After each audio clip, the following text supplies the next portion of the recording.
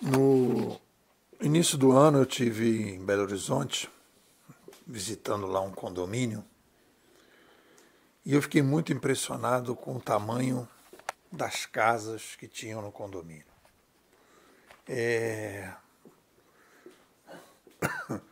A gente está acostumado, né? Ali Rio de Janeiro, né?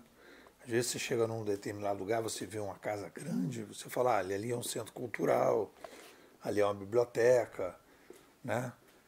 Mas as casas eram gigantescas, muito grandes. E às vezes a pessoa dizia, moram duas pessoas ali. Então a pessoa fazia a casa para duas pessoas, mas a casa era como se fosse um centro cultural com diversas quartos e salas e tudo. E eu fiquei pensando, né, sobre aquela. E aí, no fundo, o que a pessoa me disse foi, bom, as pessoas elas fazem essas casas para mostrar status para os outros. A casa é muito mais um projeto exógeno do que o projeto endógeno. A pessoa não está preocupada em fazer a casa para ela. Ela está fazendo uma casa para que os outros vejam o tamanho da casa deles, e dele ou dela, ou deles, né, como um símbolo de status. Beleza. Então, não estou aqui criticando nem dizendo se é bom ou ruim. Só vou colocar o que é, né, e a minha visão de como eu acho que deveria ser. Não quer dizer que é a visão de todo mundo. Então, acho que a gente precisa separar, e aí nesse artigo, né, esse é o segundo artigo que eu estou fazendo aqui, um diálogo com um livro Mente Blindada, da Susan Anderson, que ela fala, né, o tema principal do livro é como você chega no sucesso, e aí então a gente vai refletir o que é sucesso. Né? Então a gente primeiro tem que entender que nós, e eu estava conversando com o Flávio, e ele me perguntou qual é o motivo da escola chamar bimodais, e eu acho que tem a ver com esse artigo, bimodais porque é um conceito que vem da Gartner, uma proposta de você criar dentro da TI duas áreas, uma área que faz inovação mais incremental e outra mais disruptiva. Então aí você tem a bimodalidade. Bimodalidade que já foi usada na Amazon para criar o Kindle, que foi criar, a Globo.com criou uma área separada para fazer a internet, as coisas da internet, a Americanas.com, mesma coisa. Então, bimodalidade é um momento bimodal. A gente está vivendo um momento bimodal, segundo o nosso diagnóstico, uma separação, saindo da civilização 1.0 sonora e indo para a civilização 2.0 digital, em que a gente tem ali um processo de uma outra maneira de fazer cooperação. Então, essa cooperação que a gente está entrando, ela é mais descentralizada. Uma cooperação mais descentralizada gera na sociedade, né, um aumento de participação das pessoas e tem um impacto na questão da visão do sucesso que a gente tem.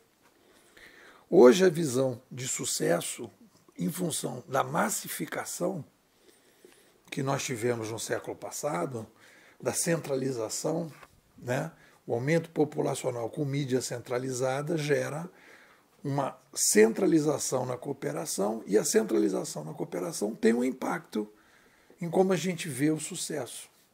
Então, o sucesso é visto de forma mais exógena, né? A gente está saindo dessa situação. O sucesso de um sucesso mais exógeno, de fora para dentro do que de dentro para fora, que seria endógeno, mais tangível, casa grande, casa gigantesca, do que intangível, valores. Mais de processo, né? Mais de chegada, de ponto de chegada do que processo. E até eu fiz uma frase aqui no artigo, deixa eu ver aqui.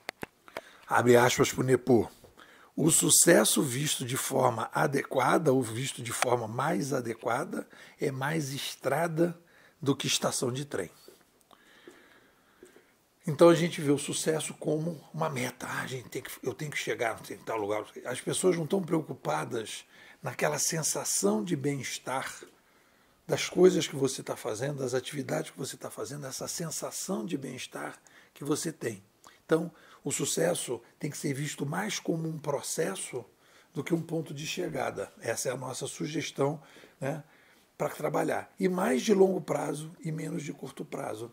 Mas a gente tem uma visão, então estamos falando, né, que a visão, uma sociedade mais centralizada vai ter uma visão de sucesso mais de fora para dentro do que de dentro para fora, mais de coisa do que de valores, mais de ponto de chegada do que de processo e mais de alegrias do que de legados, quando a gente fala no longo prazo, né? Então, quando a gente coloca essa análise, a gente vai ver que toda essa literatura de inovação pessoal, boa parte dessa literatura de inovação pessoal é justamente a proposta do resgate desse sucesso endógeno, do resgate da visão de sucesso diferente do que está hoje colocada. E aí você vai ver autores de inovação pessoal que já estão nessa linha, né, mais, digamos assim, afeitas a essa nova civilização, e aqueles que ainda estão, às vezes, no meio termo. E eu sinto que a Susan está um pouco nessa história. No momento que ela fala, por exemplo, aqui numa frase dela, que ela diz: a gente vai trabalhar no alto. Vou botar a frase dela aqui. Fomos levados a acreditar que mirar muito alto terminará em decepção, nos fará parecer tolos. Mas a realidade é que mirar alto é exatamente o que você precisa fazer. Aí olha só que interessante. Mirar alto é como se você estivesse numa pirâmide. E aí você vai mirar alto, você tem que subir uma escada. E eu diria, não é mirar alto, é mirar longe. É mirar de dentro para fora. É mirar baseado em valores e não em coisas, né? E aí a gente tem, então, essas derrapadas, essas escorregadas. Não é mirar para o alto. Você não tem que mirar para o alto. E aí eu concordo se você mudar, né? Fomos levados a acreditar que mirar muito mais longe, de forma mais de dentro para fora, né, de forma mais motivada, será causar decepção. Ou seja, nos originalizar não é bom. Não originalizar agora é uma demanda fundamental para viver nesse novo mundo digital. É isso. O que vocês dizem? Se você tem um perfil inquieto, demanda de visão consistente de cenário de médio e longo prazo, gosta de lógica e não desse mimimi que está aí no mercado, tem disciplina para escutar 19 minutos de áudio todos os dias, quer mais aprender do que aparecer, a Bimodais me parece ser um espaço de aprendizado inovador que é bem a tua cara. Veja aí o depoimento de quem está por aqui e já há bastante tempo. Thomas Rock, líder de prática de consultoria em cloud. A Bimodais me deu um choque de realidade. Viviane Laporte, empreendedora. A Bimodais consegue me explicar o porquê das coisas. Tereza Rodrigues, gameóloga na prática. A Bimodais é o respaldo teórico para toda a minha prática educacional inovadora. Léo Almeida, programador sênior. A Bimodais mudou o meu sistema operacional. Fernanda Popeu, oficineira de escrita digital. A Bimodais me dá lastro para entender o digital. Estamos começando o nosso 5º ano, a 9ª imersão de janeiro a julho de 2023. Você vai ter acesso ao material mais consistente no Brasil sobre ciência da inovação. Estou te convidando. Apenas R$ 700 no Pix. Você fica com a gente durante 6 meses, aprofundando a visão de cenário, entendendo o mundo digital e a inovação. O que você me diz?